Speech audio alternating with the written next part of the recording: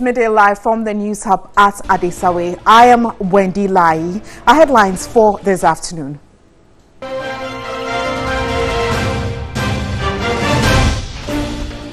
Parliament's Privileges Committee to hear a petition to investigate alleged unsavory comments made by Asin Central legislator Kennedy Ejapong. Ghana Health Service assures the work will soon resume on the abandoned 190-bed capacity municipal hospital at Bekwai in the Ashanti region. And on the international front, U.S. border security temporarily stops criminal accusations of migrants who illegally enter the country with children. Here we go.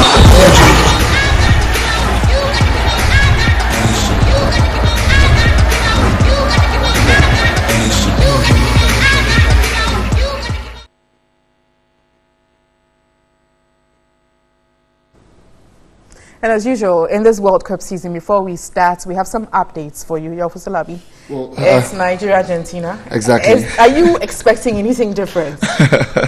Well, I'm expecting something different. I Really? mean, yeah, we were just talking that in the past 4 meetings between Nigeria and Argentina, Argentina have always won.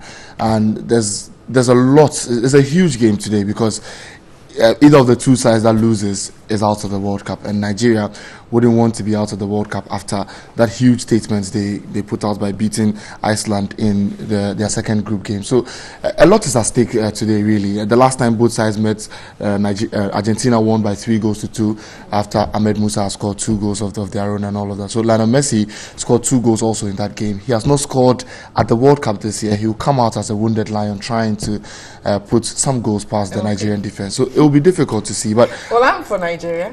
I am for Nigeria as well. I wish them the very best, and hopefully they can make us proud. Okay, thank you so much, Yofusalabi. There's more updates during the sports segment shortly.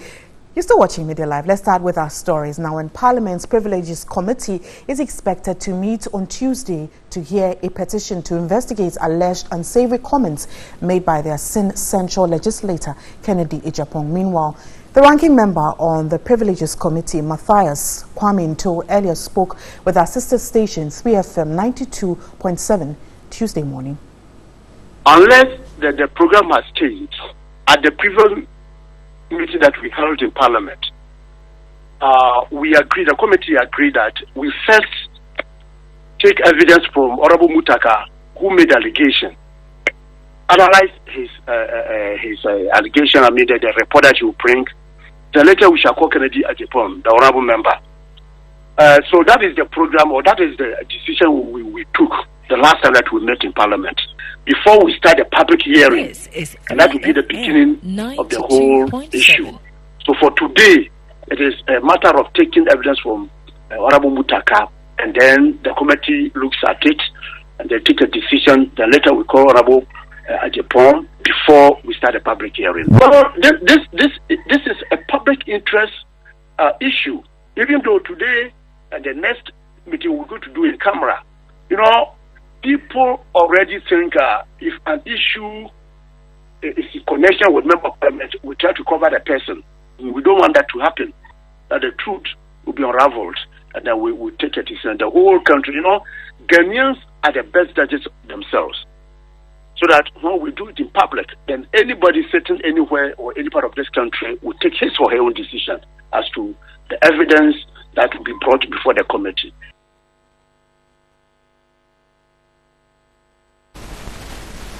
Now to healthcare, let's go one of our headline stories. In a 190-bed capacity municipal hospital at Bekwai in the Ashanti region has been abandoned since 2013. But Director General of the Ghana Health Service, Dr. Anthony Nsiasare, has assured the abandoned facility will soon be operational. He says the funds for completion of the project was waiting for parliamentary approval. The Director General of the Ghana Health Service has been speaking to our reporter, Ibrahim Abubakar. Yeah, Bekwai has been left standing since 2013. There are a lot of efforts which have been done. Cabinet has approved for a loan. Parliament has also approved it. And the loan is ready. and we are going to make sure that we finish Bekwai Hospital as quickly as possible. And how soon are we looking at? Oh, very soon. I'm sure before the next few weeks or next few months, we will go to site at Bekwai Hospital and make sure that we clear it as quickly as possible. We want to get the hospital ready to be used for the good people of Bekwai. And why should the people of Bekwai trust what you are saying now? Because we've had several people coming to give them assurance that this facility will be completed. Oh, they should trust me. This is the first time I've gone to the facility. What is most important is the equipment and also the finishing, which is no job to be done, and then the groundwork. So they should trust what we are saying and what I've said today, that we will make sure that the contractor goes on site and finish the job as quickly as possible. Now, what will this new facility add on to the existing Bekwai facility? The existing Bekwai facility is a very old, overused hospital. So this is a brand new facility of all what it takes to make a functional district hospital. So it is going to add on to give the good people of Bekwai and the environs and everybody who will be referred there, because they have an accident emergency center, which is very good because Bekwai is on the highway from Cape Coast to Kumasi, and also it has other facilities. It even has a gym. That's the beauty of it all, and there's a staff accommodation attached to it. So it's going to give a very good environment for healthcare delivery, which will make the workers there happy. That was Dr. Anthony Insia Asare, the Director General for Ghana Health Service. Well, he is assuring residents of Bekwai that hopefully by the close of the year, the new facility will be operational. Now, this facility was started by the late Professor Mills in 2010. But then along the line in 2013, work was halted, and since then, no contractor has been on site. We are hoping, like what the director said, that by the close of this year, the facility will be in operation for use by the people of Bekwai and other environs.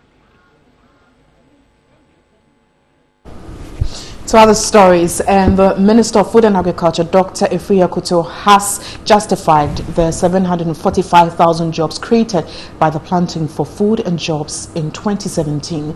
The type of jobs range from input distribution, extension services to marketing. He revealed this as he's actually meeting the press at the Ministry of Information. So let's have and make you some updates now. Ghana. Let's start with you, sir.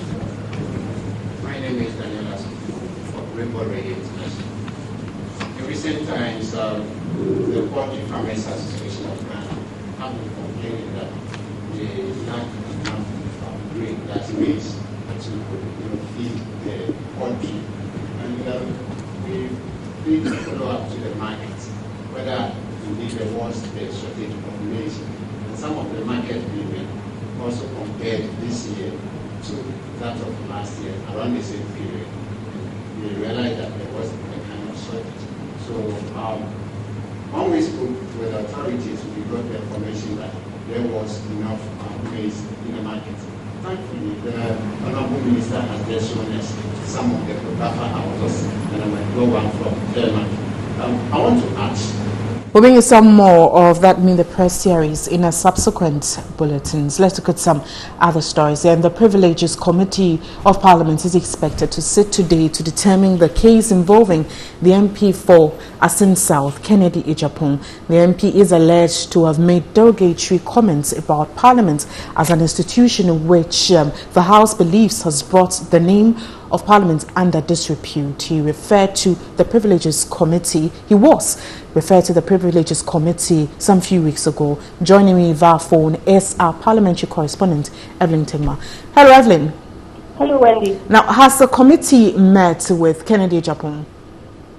Wendy, the committee hasn't met yet, but it has been advertised on the order paper for today that the committee will meet at 12 noon. But as we speak, all members of Parliament are in the chamber. The chairman of the committee, who is Joseph Osenwitu, who is also the executive speaker, he is currently sitting in the chamber. The ranking member is sitting in the chamber. Honorable Mustafa, who is supposed to appear before the committee today to present his evidence to the committee, is also seated in the chamber. Likewise, Kennedy Egafong, he's also in the chamber. So as it stands now, it doesn't look like the committee will meet 12 noon, probably because the House has other things to do. I'm sure that after the adjournment of proceedings, the committee will meet, and so we'll try and get information for our viewers. All right. Well, thank you so much for that, Evelyn Tingma. As you heard there, she'll bring us some more updates as and when she gets it. You're still watching Midday Live. Get interactive. Send your comments on our social media platforms. Facebook and Twitter is News on TV3. Next, we have What Do You Think?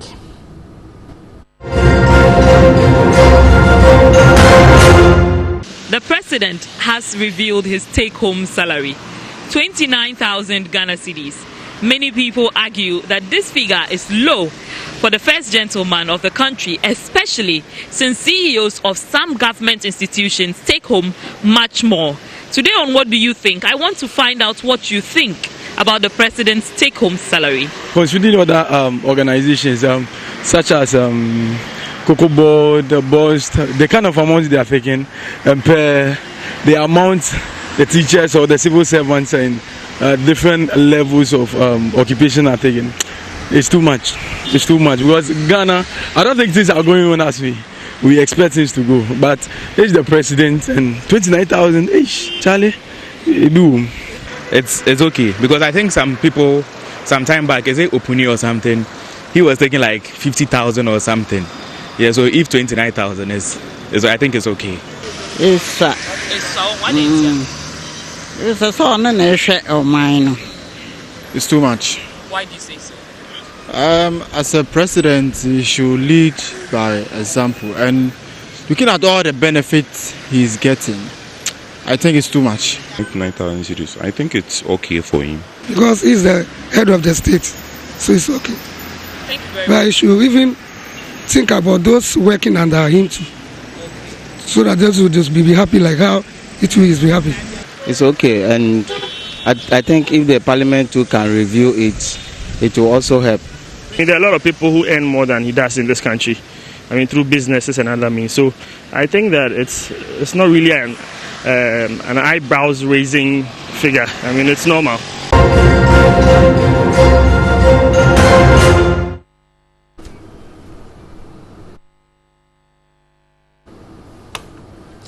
The Ministry of Fisheries and Aquaculture Development is strategizing against the post-harvest losses in the sector. The ministry also wants to promote proper and hygienic handling of fish to promote the well-being of the citizenry. Sector Minister Elizabeth Quay said this at the opening of a new fisheries training center for fisherfolks at Kokobiti in the South municipality of the Greater Accra region. Fishing industry is challenged by a number of issues, including overfishing, unsafe fish handling practices, declining fish stock, and polluted marine waters. Experts say all these issues are threatening Ghana's economic and social well-being because many people depended on the fishing sector for work, nutrition, and food security. To this end, the USAID, in collaboration with the Ministry of Fisheries and Aquaculture Development and the Fisheries Commission, has launched a new training center to support the development of the small-scale fish processing sector in Ghana.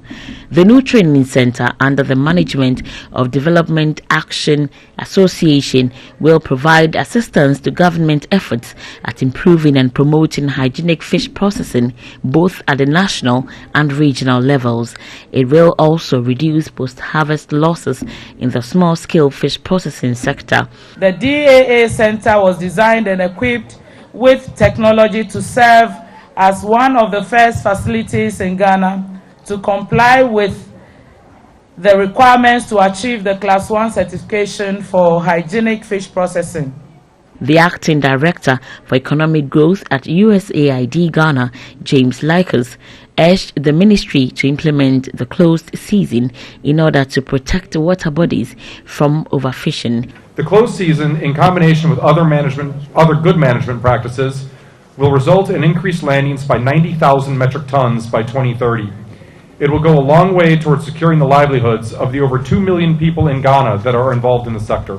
Director of Coastal Resources Center, University of Rhode Island, Professor J.P. Walsh, urged the community to make fish available for the center through sustainable fishing activities. We're really proud to be a part of the effort, and I think that the DA Fisheries Training Center is going to be a wonderful addition to the community to help them on their path to sustainability and viability economically. The center, housed in a multi-million city single-story edifice, has conference rooms, library, changing rooms, washing, storage and processing rooms, and was funded by the USAID, Ghana Sustainable Fisheries Management Project SFMP, Ministry of Fisheries and Aquaculture Development, and Coastal Resources Center. In other stories, Centers for Disease and Prevention estimates autism's prevalence at 1 for 59 children born. The figure includes 1 in 37 boys and 1 in 151 girls. The founder of Methods of Healing Autism, Gloria Sapon, is advocating parents seek right care for their children living with autism. Here's a report by Mensa Tete Harry. Autism or autism spectrum disorder refers to a range of conditions characterized by challenges with social skills, repetitive behaviors, speech and non-verbal communication, as well as unique strengths and differences.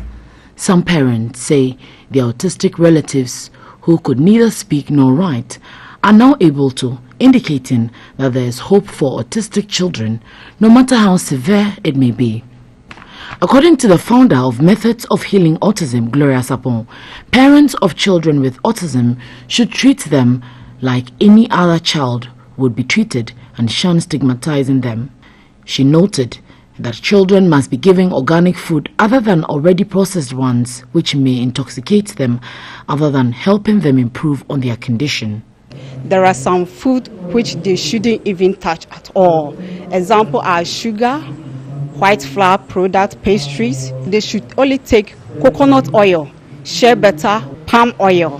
Parents hide their children because when they come out, because some of them are very hyper. Even when you take your child to a party, a hyper boy, you even cut the cake before the cake owner cut it. So it's like you don't want to come out with the children. And some of them do kill them. It's like they think they are burden on them. But what we are saying is no. They are very unique. According to a researcher and a medical intuitive, Steve Kono, the first thing to resort to in combating autism, just like any other disease, is by keeping the body clean through detoxification. If a parent have an autistic child, the things you start to see are things like maybe sometimes the child doesn't have eye contact, no communication, no eye contact. The child wants to be all alone by himself or herself.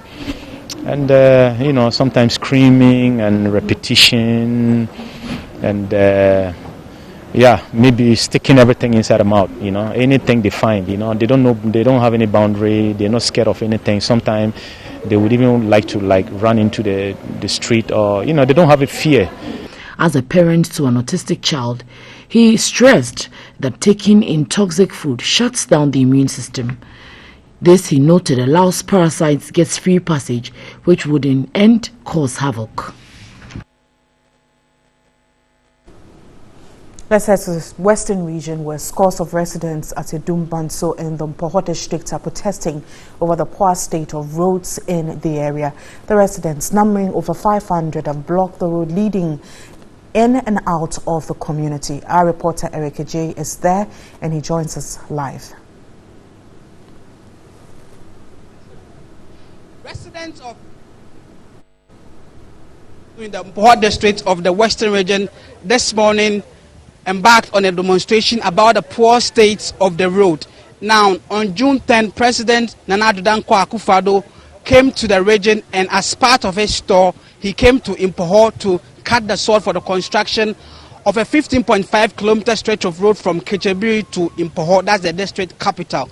Now, the residents at Edumbanso, very close to the district capital of Mpoho, are not too pleased with the action by the president. According to them, they were expecting that the president would have extended the construction of the road to Impoho.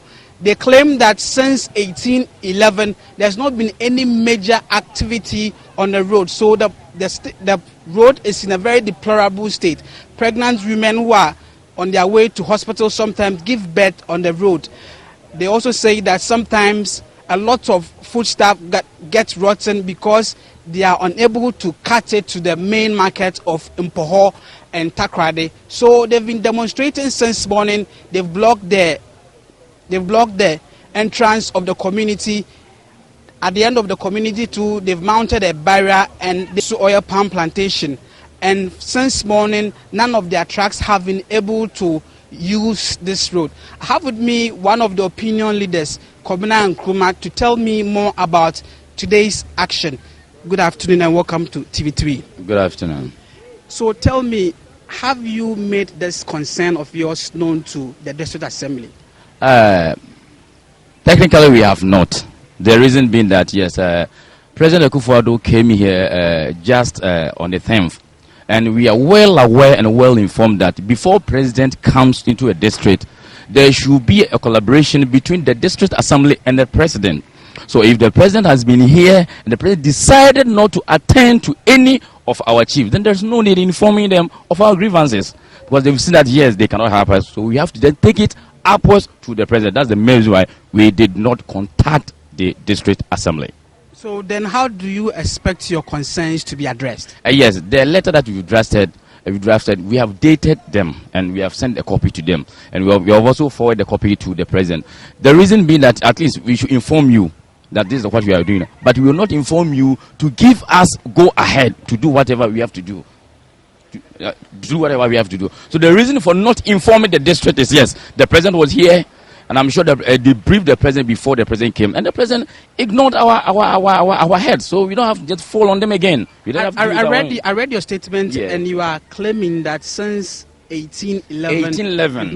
Tell me about it. 1811, that's 207 years since inception of this town. And we've not experienced even a kilometer of a tarred road. And let me take you back. From Kejebri to Mpo, technically our district starts after Ahunakrom. So if the President says he's tarring 16 kilometers from Kejebri to Mpo, if you look at technically, we are just enjoying about 3 kilometers. About 3 kilometers. Because from Kejebri to Ahunakrom, it's not part of Mpo district. It's Ahanta West. Okay, so how is this poor state of the road affecting activities here? I'm sure you went through this side. We have a tanker blocking the main road, and about 2 or 3 weeks, I must say periodically, whenever it rains, you see a tanker blocking the road. So we don't have any access road to Takoradi. We just have to meander our way through a short road. But before you realize, your vehicle or your foodstuffs are just spoiled. So we are pleading on the government to help us, because checking from the VAT they receive from Bob, it's too much. 14.4, approximately 14.5 billion old cedis from Bob annually, and you cannot even use a quota to tar the road. It means we are being ignored. Thank you very much. And the residents have given the government 21 days to respond to their concern, or they will advise themselves. This has been Eric Oje reporting live from Edumbanso in the Mpoho district of the Western region. Thank you very much indeed, Eric, and he'll bring us some more in our subsequent bulletins. But let's hand over the camera to you to air your stories. And Joyce Inshira Adai reports on the flooding situation at Oyarifa in the Greater Accra region. That's on MTN Video Report.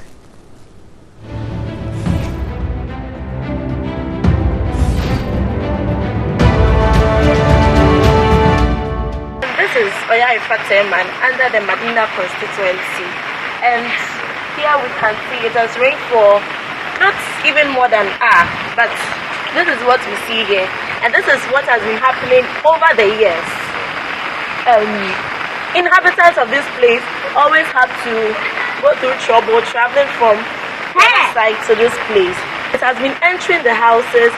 We have had more personnel coming in and out. They come in all the time, yet we see no improvement. Nothing comes up. So bringing it to TV3 News, I think maybe they can forward it to a higher authority where something can be done about it.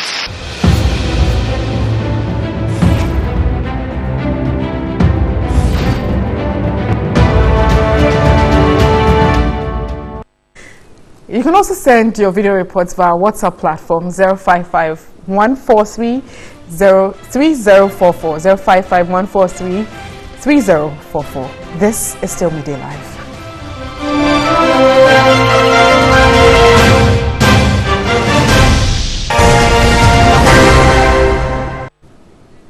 You're still watching Midday Live with me, Wendy Lai. Let's do business now. And the managing director of Bayport Savings and Loans, Ni Amankwa Kwashi, says entrepreneurship is critical in all sectors of development. In his view, anyone could venture into it. He spoke on Time with the Captains. When you run a firm and you work in a company, entrepreneurship is just as important. For a lot of people, they think entrepreneurship happens outside of structures, and probably in its purest forms, yes. But even in a firm, with the resources you have available to you, you can be entrepreneurial. I think that's a mindset that engenders a lot of disruption and sets companies on the path where they can leapfrog into the leadership role. So it's a great thing if everybody can do it, but the truth of the matter is that there are people who just don't think that way. They don't see things that way, and actually that diversity is also important. So it's probably not for everybody. I was just pointing to the fact that it can be applied in different other circumstances. Not everybody, but I think is a theme that everybody should get involved in if we want to accelerate our development as a country. Some more, and the Chief Executive of the Association of Ghana Industries, AGI, Seth Chum Akwabua, says the association is very much concerned about the measures being taken by governments to deal with the current depreciation of the cedi against major trading currencies. He was speaking on the sidelines of the Africa Transformation Forum here in Accra. As at May 7, the cedi was trading at 4 cedis, 41 pesos, but by June 7th, it had depreciated by 0.7% to 4 cedis, 44 pesos at the interbank market. The central bank has already assured that the changes in the exchange rate are temporary and the cedi will soon see some stability. Speaking in an interview with TV3, Chief Executive Officer of the Association of Ghana Industries, Seth Chum Akwabua, said, although they are concerned about the recent fall of the cedi against major trading currencies, their major focus is on what government is doing to address the situation. Occasional depreciation in the cedi is normal. It happens once in a while, and therefore the current depreciation indeed is maybe of concern, but we don't see it as an alarming. We think that it can be contained within the current financial arrangement. We just need to monitor things and make sure that it doesn't get out of hand. But occasional depreciation in the cedi, for me, is not too much of a worry. What is critical is that within the shortest possible time, it must be managed so that it doesn't overly depreciate. On fears of some market participants that MTN's payment to external shareholders from the initial public offering could impact negatively on the exchange rate, the central bank has indicated that it has received assurances from the management of MTN that there were no immediate plans to externalize the payments. Some international business and U.S. President Donald Trump has criticized the Harley-Davidson motorcycle firm over its plans to shift production away from the U.S. in order to avoid European Union tariffs. The U.S. President tweeted he was surprised that the company had become the first to wave the white flag, adding, "I fought hard for them." Harley-Davidson earlier said making bikes for the European markets would be transferred to other countries. The EU tariffs are a response to new U.S. duties on steel and aluminium imports. Wisconsin-based Harley-Davidson said the increased cost from the EU tariffs were a substantial burden and a threat to its international sales, which it has been trying to expand. The company has assembly plants in Australia, Brazil, India, and Thailand, as well as in the U.S.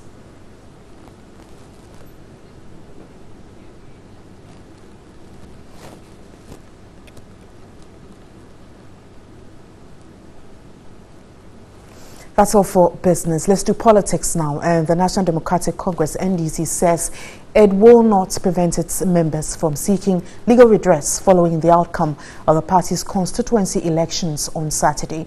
Our reporter, Bright Ado, is at the media briefing and joins us via phone. Hello, Bright.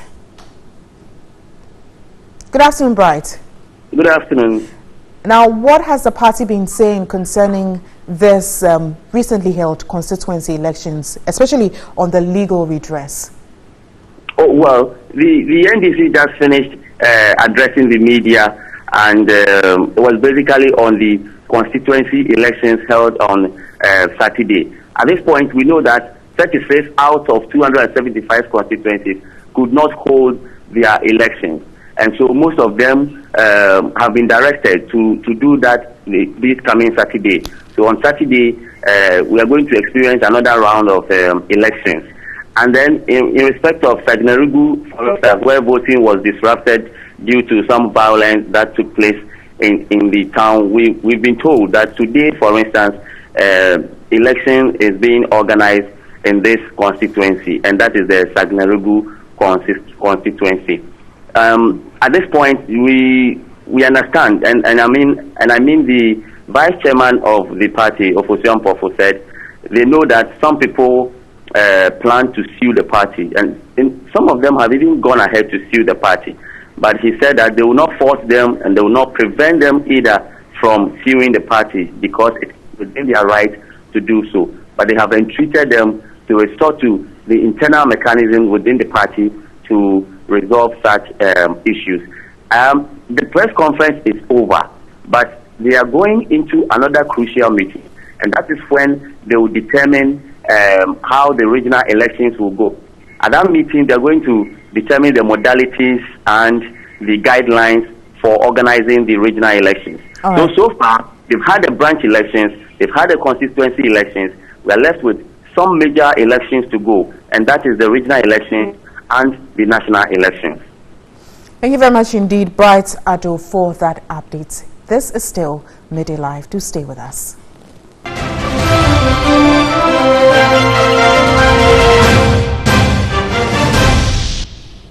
This is Midday Live with me, Wendy Lai. Let's look at some more stories.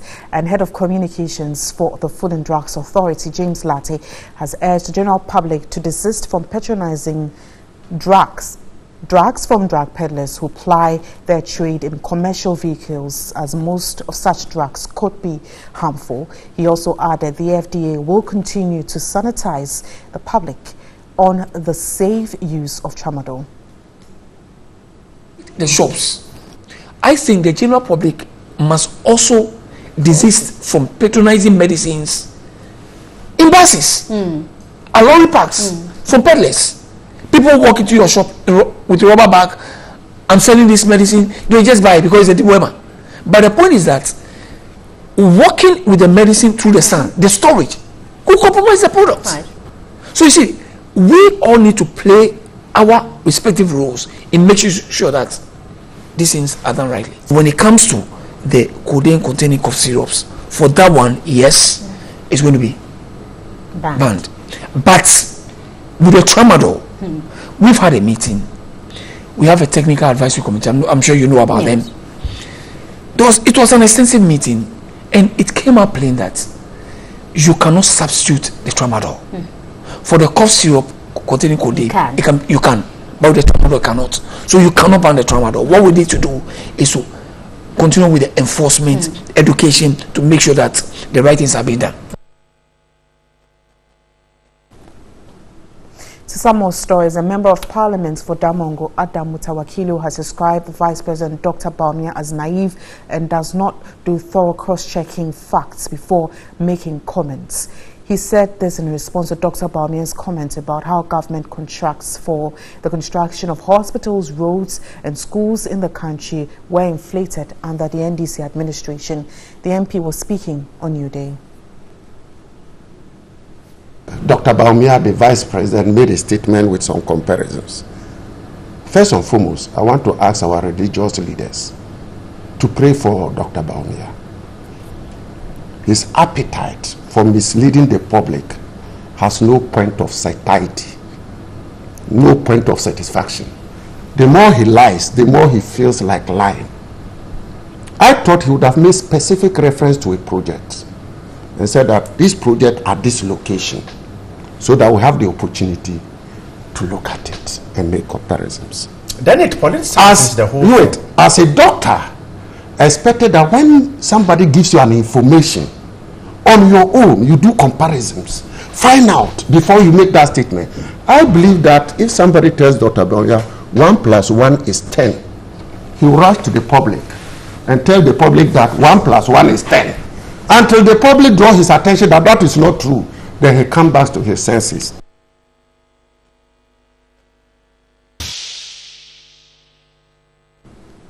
The discourse around sex for movie roles has been on for some time now. Renowned singer and mother of 6, Akosua Japong, has advised aspiring actresses to persist and not allow themselves to be used by self-seeking movie directors.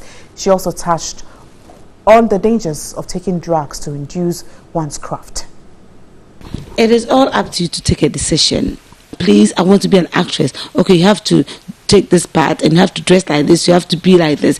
If you don't want to, not because you want to make the name, that is why you are doing that, but tell yourself that because God has given that talent, it has surely come to pass. So I wouldn't do what you're asking me to do. If you're not going to give me that part, forget it, I will not do it. And that is when they respect you. But because you're so anxious, I want to sleep with you before I give you that position, I want to sleep with you before I give you that part, and then you allow yourself to be used, that is when people disrespect you. If I tell myself that I am not going to do it, I know I'm going to make it with or without them, and you have that belief it's going to happen. So I think, as you rightly said, I don't expose myself because I told myself I wasn't going to do that. And right from day one, when I stepped on stage the first time at Art Center, I remember the group, they were taking in this white drink, the man would pour some in a cup, and I said I wasn't going to take it. I said, oh, said there's so many people there, and I said no. There are people who feel that they need to take something to give them that vim to face a crowd and do that, and it happens. Yeah, it does. I went to Holy Child Secondary School.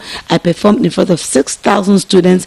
I am not shy, and I'm going to do it. And I had my mom sitting right in front of the whole crowd. So I told myself, I have my mom there, and she's going to give me more encouragement than what they're taking. So if I had taken it, my brother, by now you see something beside me, and I'll be taking it, and it will be something that will live with me for the rest of my life. So I think it's up to you to tell yourself, no, I won't do it. Yes, I can do this.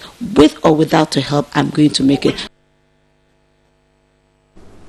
Let's head to Nigeria, where the police there have directed singer D'banj to make a formal report on the circumstances that led to the death of his son.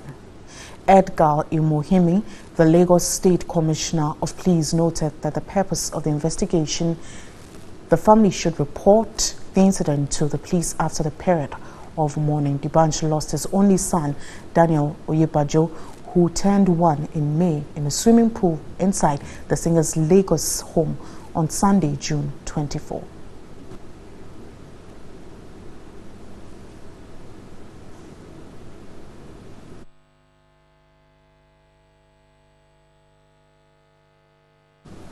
A condolence to the singer and his family. But that will end Midday Live. A quick run through our headlines for this afternoon. And Parliament's Privileges Committee to hear a petition to investigate alleged unsavory comments made by a Sin Central legislator, Kennedy Ejapong.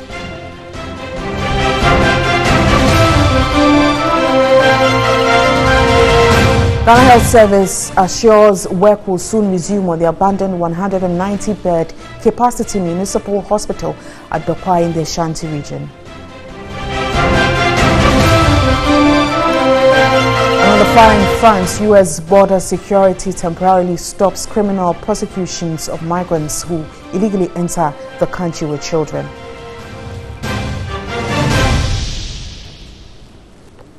I'm Wendy Lai. Thanks for watching and have a blessed afternoon.